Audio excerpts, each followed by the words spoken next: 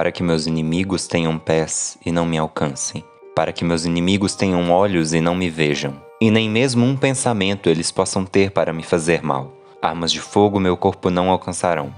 Espadas, facas e lanças se quebrem sem meu corpo tocar. Cordas e correntes arrebentem sem o meu corpo amarrar. Pois eu estou vestido com as roupas e armas de Jorge, e Jorge é de Capadócia.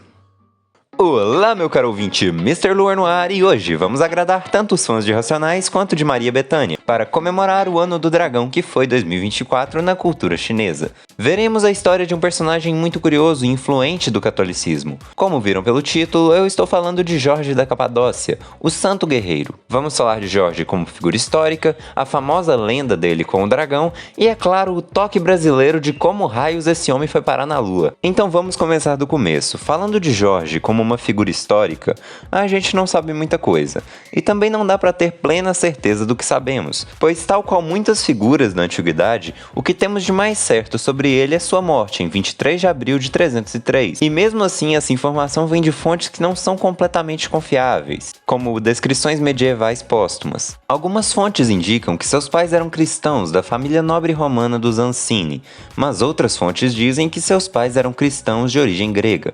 Segundo algumas lendas que já corriam no século IV, Jorge teria nascido na Capadócia, região onde hoje faz parte da Turquia. Quando criança, seu pai morreu em batalha, o que o fez mudar com sua mãe para a Palestina, já que ela era de origem lida, que ficava na Palestina em Israel. A mãe de Jorge possuía muitos bens e educou seu filho na fé cristã.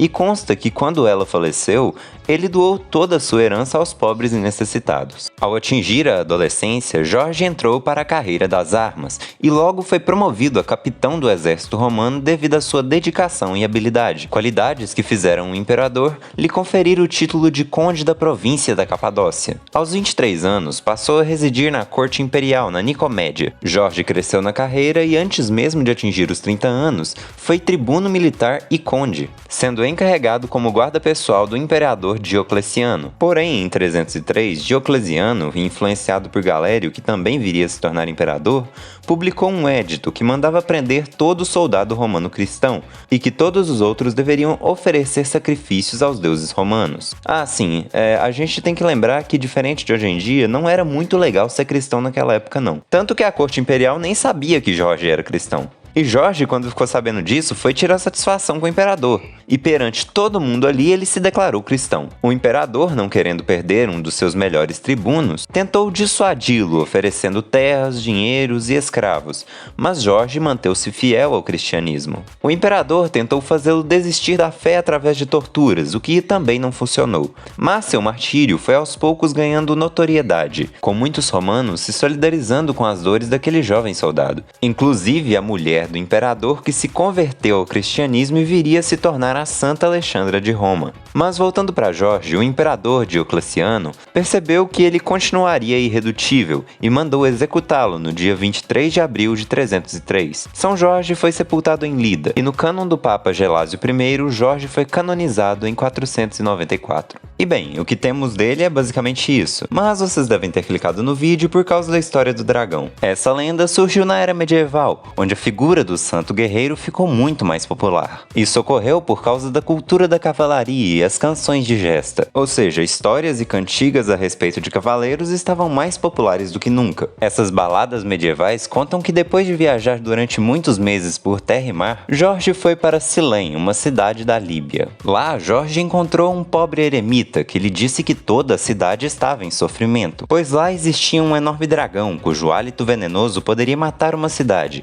e cuja pele não poderia ser perfurada nem por lança nem por espada. O eremita lhe disse que todos os dias o dragão exigia o sacrifício de uma virgem, e que todas as meninas da cidade haviam sido mortas, só restando a filha do rei, que seria sacrificada no dia seguinte. Ao ouvir a história, Jorge ficou determinado a salvar a princesa. Ele passou a noite na cabana do eremita e quando amanheceu partiu para o vale onde o dragão morava. Ao chegar lá, viu algumas mulheres lideradas por uma moça vestindo trajes de pura seda árabe. era a princesa, que estava sendo conduzida pelas mulheres até o local do sacrifício. São Jorge se colocou na frente das mulheres com seu cavalo e, com bravas palavras, convenceu a princesa a voltar para casa. O dragão, ao ver Jorge, saiu de sua caverna rosnando, mas Jorge não sente medo e, auxiliado por Deus, enterra sua lança na garganta do monstro, o matando. E por causa da façanha de Jorge, toda a cidade se converte ao cristianismo. Essa lenda tem alguns detalhes que nos cabem analisar e comentar. A primeira é que foi justamente essa história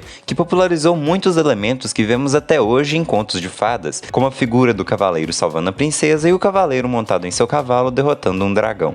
Outro elemento muito interessante dessa história é o dragão, pois nessa época as pessoas acreditavam que os dragões eram animais reais. E mais interessante do que isso, havia a cultura de interpretar os animais como textos que nos revelam coisas misteriosas. E nesse contexto, o dragão era uma figura que simbolizava o mal, como pode ser visto, por exemplo, no bestiário de Halley, datado do século XIII, onde o dragão é comparado diretamente ao diabo. Num simbolismo que eu pretendo me aprofundar em outro vídeo. É que o dragão, como uma figura maligna, sendo derrotada por uma força divina representada pelo santo, era uma alegoria para as forças de Deus derrotando o mal. E o último ponto da história que eu quero falar sobre é a conversão da cidade citada na lenda, pois nessa época estavam acontecendo alguns conflitos religiosos, como as cruzadas, e o cristianismo se espalhava muito pela força e pela violência. É nesse contexto que surge essa figura do santo levando o cristianismo através de façanhas militares. E a última coisa que tenho a falar sobre esse assunto,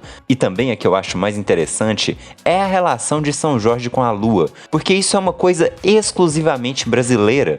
Não existe essa cultura de, por exemplo, ver São Jorge na lua em outros lugares do mundo, nem mesmo na Inglaterra, onde São Jorge é o padroeiro do país. E isso acontece aqui por causa de uma coisa maravilhosa chamada diversidade. Diversidade religiosa, no caso, porque aqui São Jorge também é venerado em diversas religiões afro-brasileiras, como a Umbanda, onde ele é sincretizado na forma de Ogum. Ogum é o orixá da guerra, do ferro e da caça, protetor dos artesãos e dos ferreiros, sendo relacionados justamente por causa das características bélicas. Na Bahia, porém, São Jorge é sincretizado com Oxóssi, o orixá da caça, das florestas e dos animais, o que faz sentido com a lenda de Jorge porque ele caça ou mata um dragão. Mas o imaginário da lua vem mesmo de Ogum, que é associado à lua por uma questão de equilíbrio, uma vez que Ogum é o orixá da força masculina, e para garantir o seu equilíbrio, busca a feminilidade da figura da lua. Eu particularmente acho essa mistura uma coisa muito bonita, pois mostra que a religião é algo vivo, que vai se adequando, adicionando, retirando e resgatando características de acordo com seu contexto. E a figura de Jorge é muito interessante de ser analisada porque essas influências são bastante nítidas, e olhar para isso nos faz perceber o quão diverso o nosso país é. E bem, este foi o vídeo de hoje. Feliz 2025 a todos vocês, meus caros ouvintes. Que seja um ano de muita realização e muitas experiências novas para vocês. E eu tô passando aqui no final do vídeo para dar alguns avisos bem rapidinhos. O primeiro aviso é que esse mês só terão 2 vídeos aqui no canal. Um que é esse que vocês acabaram de assistir e outro que será um ou quadro. Ou seja, podem ir lá na aba comunidade e mandar a pergunta de vocês. Podem perguntar de absolutamente qualquer coisa que eu vou responder aí nesse vídeo, tendo uma interação melhor com vocês. E bem, esse foi o vídeo de hoje. Fontes, como sempre, vão estar na descrição. Bebam bastante água e até o próximo vídeo. Feliz ano da serpente. Bye!